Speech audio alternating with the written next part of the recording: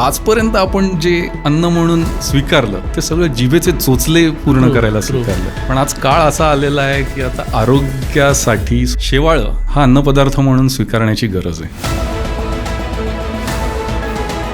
25 gram गाजरा एवढं vitamin A, 60 gram पालका एवढं आयर्न, एका अंड्या एवढे इसेन्शियल अमायनो ॲसिड्स आणि एका केळ्या एवढं मॅग्नेशियम, हे सगळं एकत्रितपणे त्या एका लाडूतून मिळतं. मुलींच्या मासिक पाळीच्या ज्या समस्या आहेत त्याच्यावर स्पिरुलिना किती फायदेशीर आहे? म्हणजे जवळपास एक अर्धी जुडी पालक रोज खाल्ल्या एवढं आयर्न 1 ग्रॅम स्पिरुलिनातून मिळतं. स्पिरुलिना घेण्याचे विशेष फायदे काय काय आहेत? ॲनिमिया, डायबिटीस, तुमचा वेट लॉस, कोलेस्ट्रॉल. चेन्नईला आजकाल अनेक हॉस्पिटल्समध्ये कॅन्सर पेशंट्सच्या डाएटमध्ये ऑफिशियली त्यांनी स्पिरुलिना इन्क्लूड केलेलं आहे.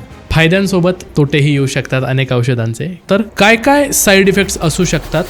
मला थोडीशी क्युरियोसिटी आहे, शेती तुम्ही कशी करता ते जाणून घेण्याची. नदीचं पाणी घेतलं जातं, त्याला आर्टिफिशियल सी वॉटर बनवलं जातं. तर खारट पाण्यात आणि अल्कलाईन पाण्यामध्ये नदीतली जी शेवाळी आहे जी नॅचरली नदीत येतात ती त्या पाण्यामध्ये जगत नाही. ती अलगी कॅटेगरी आहे, तर आपण त्याला धड ॲनिमलही म्हणू शकत नाही, प्लांटही म्हणू शकत नाही. तर मग याला व्हेज नॉनव्हेज या क्रायटेरियामध्ये तुम्ही कसं टाकू शकता? ती जसं तुम्ही फिश टँकमध्ये करून सुरुवात केली होती तसं घरगुती स्पिरुलिना बनवू शकतो का?